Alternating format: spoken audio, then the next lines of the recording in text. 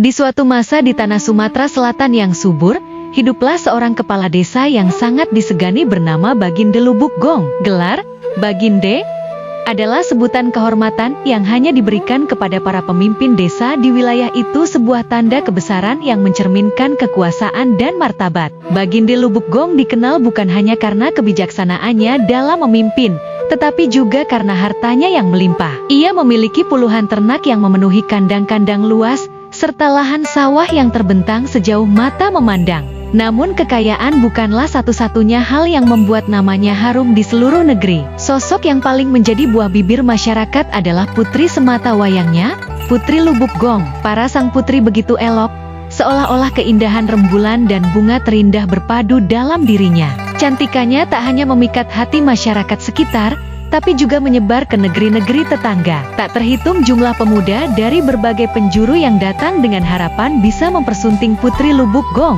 Sayangnya, impian mereka selalu kandas karena Baginde Lubuk Gong menetapkan syarat yang teramat berat bagi siapapun yang ingin menjadi menantunya. Syarat-syarat itu begitu sulit, hingga tak seorang pun mampu memenuhinya. Namun, suatu hari muncul seorang pemuda dari negeri tetangga.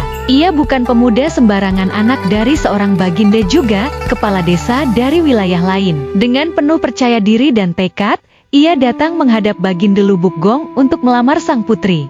Seperti biasa, Baginde menyebutkan syarat-syarat pernikahan yang harus dipenuhi: 7 pasang pakaian, 42 lusin pakaian salinan, 1 kandang itik, 1 kandang ayam, kayu bakar setinggi bukit, 7 batang kayu, serta selendang serai kunyit. Pemuda itu pun menyatakan kesanggupannya dan meminta waktu untuk pulang mempersiapkan semuanya. Baginda memberi waktu dan menanti kedatangan sang calon menantu. Namun, hari yang ditentukan berlalu tanpa kehadiran pemuda tersebut. Hari berganti minggu, minggu menjadi bulan. Baginde menunggu dengan sabar, hingga akhirnya 1 tahun berlalu. Lalu, di tahun berikutnya, pemuda itu akhirnya datang kembali. Ia membawa semua syarat yang diminta, lengkap tanpa kekurangan. Meskipun hatinya sedikit kecewa, karena lamanya waktu yang dibutuhkan, Baginde tetap menyambut kedatangannya dengan penuh sukacita. Ia pun mulai mempersiapkan pesta pernikahan besar-besaran untuk sang putri.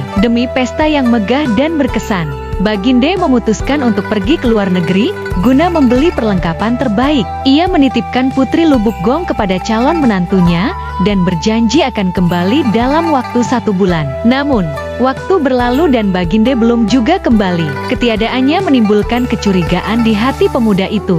Ia mulai mengira bahwa Baginde sengaja menundanya karena ingin mencarikan pasangan lain dari kalangan bangsawan untuk putrinya. Dalam tekanan rasa cemas dan prasangka, pemuda itu dikuasai oleh emosi yang gelap. Diliputi amarah dan kekecewaan, ia mengambil langkah yang tragis. Ia meracuni Putri Lubuk Gong, gadis yang sebelumnya ingin ia jadikan istri. Sang putri pun menghembuskan napas terakhirnya akibat racun tersebut. Beberapa hari kemudian, kapal Baginde Lubuk Gong akhirnya kembali bersandar di dermaga desa. Ia datang membawa segala sesuatu yang diperlukan untuk pesta. Namun yang menyambutnya bukanlah senyuman bahagia, melainkan kabar duka yang memilukan.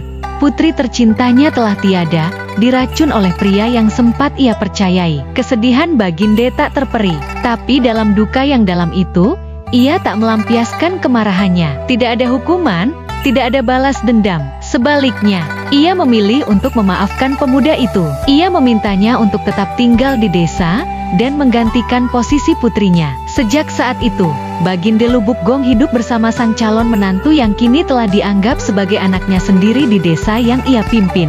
Sebuah akhir yang pahit, namun mengajarkan tentang kemurahan hati, pengendalian diri, dan keputusan bijak di tengah kepedihan.